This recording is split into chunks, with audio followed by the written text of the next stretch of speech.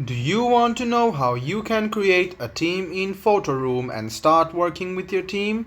If yes, then this video is for you.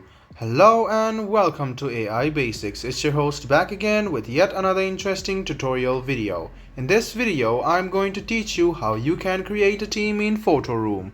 Go ahead and open Photoroom, which is on your phone. Go to your content, scroll down, and you can see that there is a start a team option, and you can click start a team. Now click create a team and write down a team's name and then click on create team.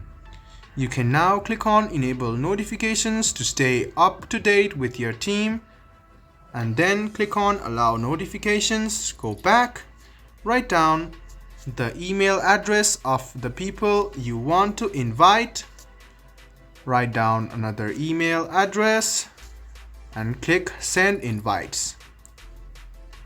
So you will get this option, and then you can invite members and manage team. So your option has been moved to up, so click manage team and click invite members and invite member by writing down their email address. And if you want to get a shareable link, just click on shareable link, press on this like this and copy it. You can see it is copied, and send it to the people who you want to invite to the team, and you can start creating and editing photos together in Photoroom.